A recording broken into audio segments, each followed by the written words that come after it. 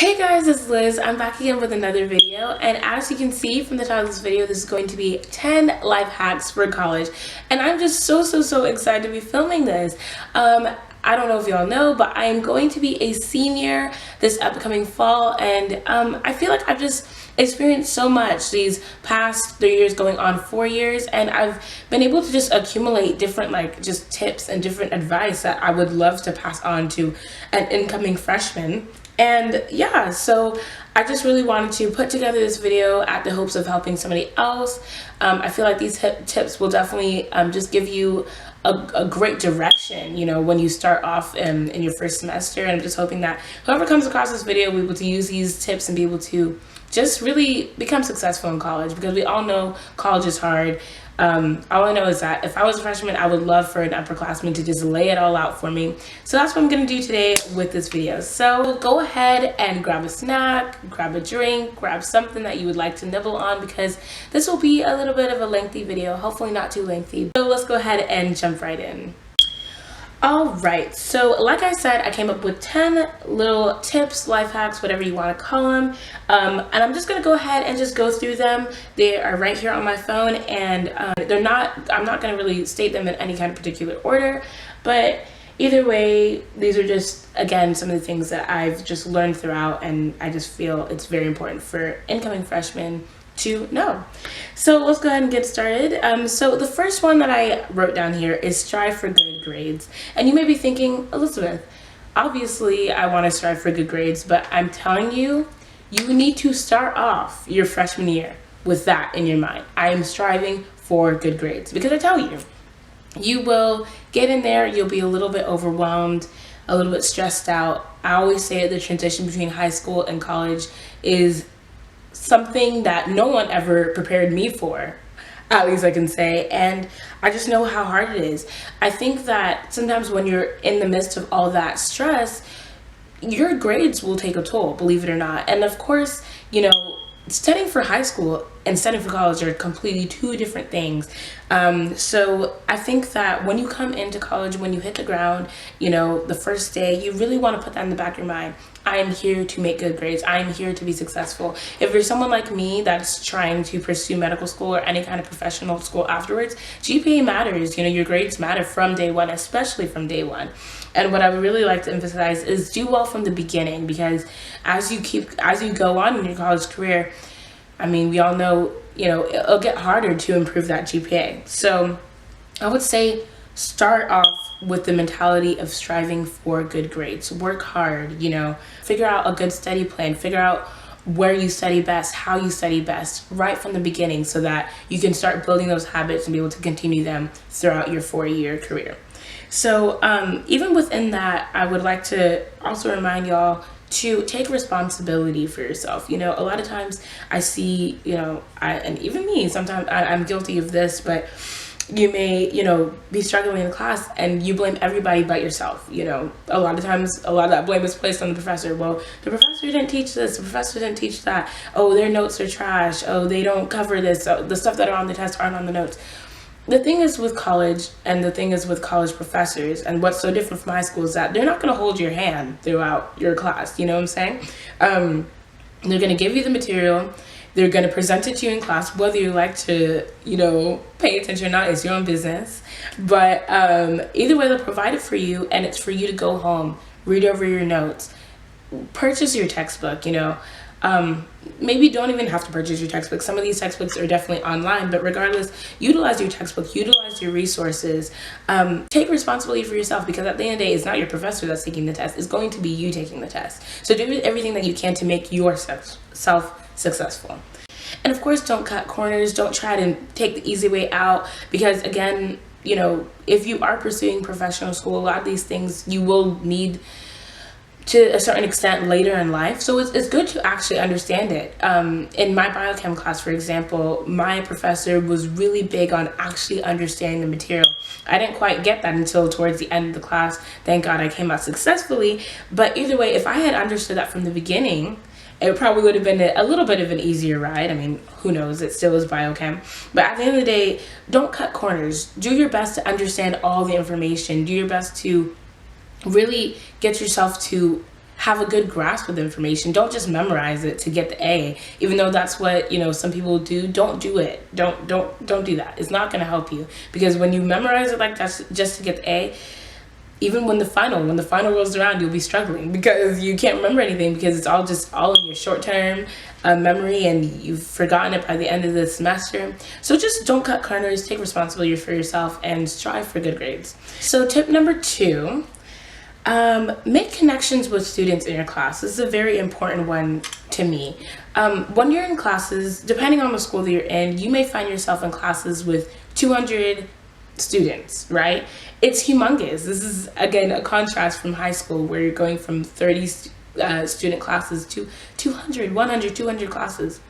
I think that one thing that really alleviated the stress in trying to grasp all this information that was getting thrown at me is making friends with people in your class. Now, I'm not saying you have to be BFFs with them, be best friends with them forever, but at the same time, you really want to build those connections with people in your class, because at the end of the day, these are people you can call if you need help, in the material. Maybe you're not understanding it, pick up the phone, meet up with them to study, just a support system.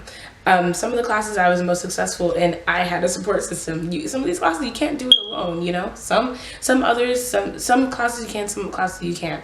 I'll get into that later, but really you don't want to do it alone if you don't have to. Just try to build a support system for yourself. Again, people that you can call if you need help, people that you can study with, people that you can prep for the exam for together. That also brings me to the next point under that point. When you do create these study groups, now, I'm guilty of it. Sometimes your study groups will be your friends, and that's not a problem. But the key to success is make sure those people that are in your study group know the information. Make sure that they really get the information, because I had a professor once tell me, you won't be successful if you guys are all blind, leading yourselves unforced. I actually don't know if that's a cliche, but regardless, you guys get the point. If you guys all don't understand it, what good is that doing for y'all? You'll be confused together, and that's not gonna help, You really wanna befriend people that are doing well in your class. After the first test, try it out yourself. After the first test, look around, see who did really well. Because if you find some really nice, cool, chill people that are smart, they'll help you out, I'm telling you guys, college is serious. Do whatever you can to be successful. So find the smart kids in your class, stick with them, and hopefully you'll be successful. Tip 3, don't feel hasty about choosing a major.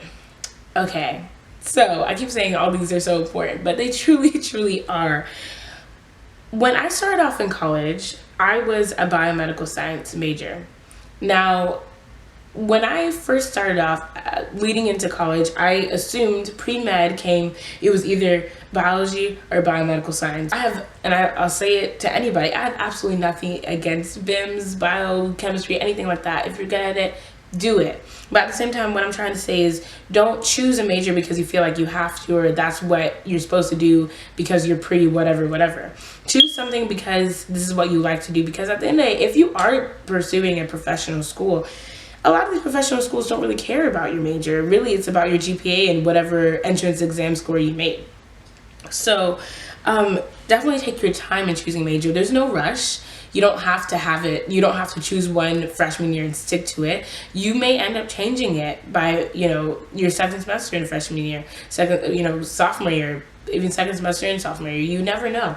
But give yourself that opportunity to be able to just explore and learn. If that means talking to other students, talking to your advisor, things like that. Just don't put yourself in a box, because there's so many majors to choose from, just don't limit yourself. That's just what I'm trying to say. So again, don't feel hasty about choosing a major. So 4, keep up with your degree plan. I don't know how it is in different schools, but at least in my school, the way they do it, they give you a very organized spreadsheet of just all the classes that you would need to take from your first semester of freshman year all the way until your last semester of your senior year. They have it completely organized based on subject, and they have it organized based on, what credit you'd be fulfilling by taking whatever class. be very on top of that, because you know, especially if you ever find yourself changing your major, you may get in a position where you're taking different classes because you're trying to fulfill your requirements for one major, and you're taking more than you would need or taking less than what you would need. And by the end of it, you may get to the end of your college career and find out that you didn't take the right classes, and you're stuck taking a whole other an additional year of college classes to make up for it. Now, that could have been completely avoidable if you stayed on top of it. You know, don't only depend on your advisor to tell you what to do. Again, take responsibility. Go online, do your research, pull it all up, keep it organized, keep a folder, keep all your things in there. If you do meet with your advisor, all the advisor knows, keep it in that one folder. Keep it organized so that whenever you need to refer to it, you have it all together in one nice solid folder. Advisors aren't God, they're human, they're gonna make mistakes. Sometimes they may advise you in a direction that probably isn't the best for you. But look it up for yourself, get a sense of what you're doing for your own self, so that at the end of the day, you'll know what you're doing, and that you won't be led in a different direction that will be no good for you, if that makes sense. But basically what I'm just trying to say is just really get a good grip of the things that you need to be doing in order to fulfill your requirements for your major, because again, you don't want to get to a point where you haven't taken the right classes and you're stuck taking an extra semester, an extra year, because you didn't really have an idea of what you were doing. Okay, so 5, stay healthy. Now, I mean that in all aspects. So that means physically and mentally. Yes, stay healthy. You're gonna get to college campus, and depending on if you're living in the dorm, even if you're living off campus, food is everywhere. I'm telling you. So physically, let me tell you people, freshman 15 is very, very real. Even if you're eating this food, because let's face it, this stuff is a monopoly. They give you all this food. It's not healthy. You really have no choice, especially if you're living in the dorm. But you know, even if you're eating this food, make it a point to exercise. Make it a point to do some physical activity, because if you're eating all this food and you go back and you're studying, you're not doing much physical activity. Most of our you know, day is stationary. You know, walking to class truly isn't enough. That's not what's going to be burning those calories. You really want to make it a point to do some additional exercise. Make use of your school gym. I mean, after all, you're paying for it. So make use of it. You know, go running on campus, running with a friend, something like that. You know, guys, honestly, if you exercise, if you're treating your body right, it will manifest in your studies as well, because you'll be more alert, you'll have more energy to be able to study. It's all a big cycle. And of course, keep your mental health intact as well. I've alluded to that earlier in this video as well. College is very, very, very, very, very overwhelming. Very, very, very, very stressful. If no one has told you, I am telling you now. College is stressful. You're in a place where you're having to meet this certain number. Of course, you know, a number doesn't define you, but at the same time, let's not be naive. You're really trying to be successful, and it's stressful. These classes aren't easy, you know, regardless of your major. College is not easy, and it will weigh on your mental health. You know, do things that will, you know, keep you happy. You know, if it means binge watching Netflix on a Friday night just to keep yourself sane, do it. If it means, you know, hanging out with your friends, going to get frozen yogurt, do it. If it means going to church, do it. Do all things that you can to keep yourself okay up here. So again, keep yourself okay mentally, keep yourself okay physically, because, you know, you don't want to burn out in college and, you know, end up, you know, having to drop out. That will just be a mess. Avoid all that by just paying attention to yourself. So number 6, don't allow your friends to distract you. Oh my God. Y'all, college is a place of freedom. You have so much freedom in college. It is insane. You have no parents there. No parents are there to tell you, you know, you need to come home, or, you know, you've been out too late. Study, do your homework, nothing like that. There is nobody telling you what to do. It is all you. So if you want to go to college and distract yourself, continue, do it. But what I would say, based on my experience, do your best to work hard and then play hard as well later. You know, you don't want to get to college and distract yourself with friends, because it's a real thing, at the end of the day, it's all about you and your own success. No one else is going to be taking your exams for you. No one's going to be writing your essays for you. It's all going to be you. So if you allow yourself to get distracted, pulled in different directions by your friends, you're playing yourself, when you get to college, you will see there are things happening every single week, every single day, every single weekend, all sorts of things happening. Prioritize, don't put yourself in a position where you're going to all these things, and by the time the test comes that following Monday, you're sitting there completely blank because you didn't study. It's gonna suck. At the end of the day, it won't be worth it, in my opinion. I would rather sacrifice that time with my friends, and be successful in my exam and be able to make the grade that I need. At the end of the day, your friends will still be there, all the parties will still be there, all these social events will still be there. And if they're really good friends that are just as focused as you, they'll likely be doing the same thing, studying. So don't allow friends to distract you. Stay focused, prioritize, and put in the work. So number 7, cope with homesickness. Now, I mean, if you know me, I love my family. We are a very close-knit family. But when I came to college, it was pretty hard because I went from spending time every day with my family to not seeing them at all. And it was really hard. I would say do your best to reach out, call them on the phone. You can't go home every weekend. You really can't, because believe it or not, that could even distract you. Let's be honest. You're not going to be able to study at home as well as you could on campus or, at the library. So do whatever you need to do to be able to cope with it. There's such things as FaceTime. FaceTime them, call them, once a day or whatever you need to do to cope. But do your best to cope with homesickness, because it can get rough out there. But if you do get to a point where you're really stressed out and you really do miss your family, take that time to go home. Again, it connects back to your mental health. You don't want to get yourself in a position where you're so stressed out you can't focus, and then it just starts to a toll on your studies. Number 8, get involved in an off-campus. So you're gonna see when you get to college, there are gonna be so many clubs to choose from. Get involved, be an active member.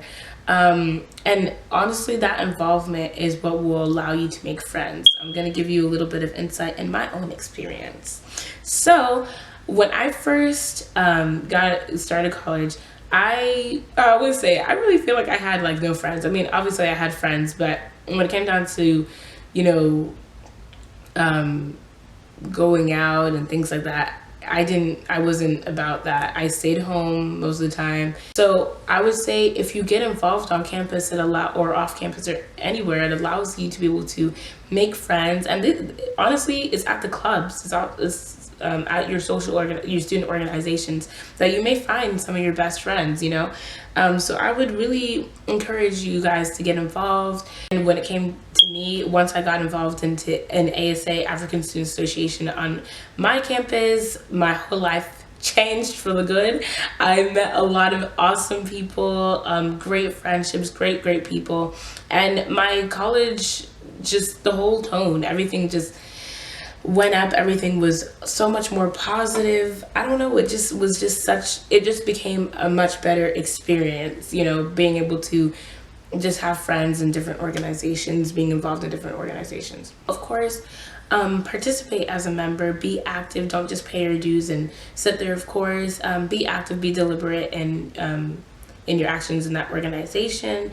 If there comes a point where you don't feel satisfied just being a member, definitely apply for leadership positions, because that obviously looks great on graduate school applications, professional school applications. Just do your best to be involved. But of course, do not do too much. Please do not do too much. Do not put too much on your plate, because I can testify that you will be overwhelmed. You know yourself. You know yourself. You know what will be too much. Be truthful to yourself. Be honest with yourself. Tell yourself or ask yourself, is this too much? Do I need to cut things out? Just be deliberate in doing that, so that you don't become overwhelmed later. Okay, so number 9, meet with your professors. Meet with your professors, meet with your professors, meet with your professors, especially in those tough classes, because when you meet with your professors, when they're able to put name to face, or face to name, then it allows you to build a relationship with them. You know, if you're struggling in that class, express that to your professors. Let them know, hey, I am not really understanding the information as well as I would like to. Can you help me? Can you give me more resources? Things like that. Professors love to see students that are putting in effort. And when by the time you get to the end of the semester, if you need those extra points here and there, they're going to be more likely to give you those points because they saw you coming to their office every office hour. They saw you put in that work. I tell you guys, it has happened to me on several occasions where I've gotten to a point where I need that one extra point, you know, that one extra boost. And I really, truly believe, you know, obviously with the favor of God and just the favor with my professors, you know, a lot of them will look at it and be like, okay, Elizabeth did come into my office. She did express that she was working hard. I'm going to go ahead and give her that boost because I saw that she put that effort. Put yourself in those kind of positions. Professors only, you know, at least good professors really want to help students. You know, they don't want to see students struggle as much as, you know, you may run into a few rotten tomatoes here and there, but most professors really do want to see the students be successful. So take advantage of the resources, take advantage of their office hours, take advantage of your resources, on campus. There are a lot of resources on campus. Of course, depending on your school, there are a lot of free help sessions. It's not every day go to, you know, a tutor session that you have to pay $12 an hour. Sometimes you can have a tutor for free right on your campus, you know, that will be able to re-explain the information you learned in class. So utilize all those things, utilize your professors' hours, utilize those on-campus resources, things like that, just so that you'll be successful. So yeah. Okay, so number 10, last but not least, get a planner. Get a planner. You guys are probably like, Elizabeth, of course I'll get a planner, but no, I mean, get a planner and use your planner. Don't just be getting it just to do decoration. Use it. Write down the things that you need to write down dates, write down assignments. Be deliberate in your use with your planner. Your planner can become your best friend. It'll help you organize all these things, because if you're anybody like me and you're involved, there will be a lot of things just flying around. You're human. You're going to miss things. Things will fall, slip through the cracks. But if you get that due date immediately, write it down in your planner so that later you won't miss it. Lord knows. I'm sure every college student can testify to experience where you thought that your online quiz was due on you know, Friday, but really it was due Thursday, and you're looking at the time, it was due at 11:59. It's 1:03. It's just the worst feeling ever. But of course, if you put in your planner and you're always checking every day, it'll allow you to be able to avoid situations like that. So yeah, so that is completely it. Those are my top 10 tips. As I'm sitting here, I'm thinking about so many more just tips that, you know, I could share, but these are just the ones that really stuck out to me. But yeah, guys, like honestly, if I can help one freshman out there, just one, I'll be so happy, because I just, you know, hate the idea of coming in lost, not knowing things that, you know, can easily be, you know, explained by, you know, somebody that's been through it before. Before I close out this video, I just want to say a big thank you for 200 subscribers. Like, what I remember when I like just hit 60 subscribers and I thought it was like a million, like, but 200, like, it's just so amazing. I've just been growing from there, and I'm just really happy, so grateful. And I'm getting like a lot of support from my friends as well, and I see y'all's messages, I see y'all's comments, and it just really warms my heart and just makes me feel so good to know that you guys are supporting me in this little hobby that I have. I love just creating like content, editing it, and then seeing it produced later. It's just so fun and so enjoyable. And again, I'm super grateful and super appreciative. So yeah, if you guys enjoyed this video, please go ahead and comment, like, and subscribe, and good luck in all your college endeavors. Bye.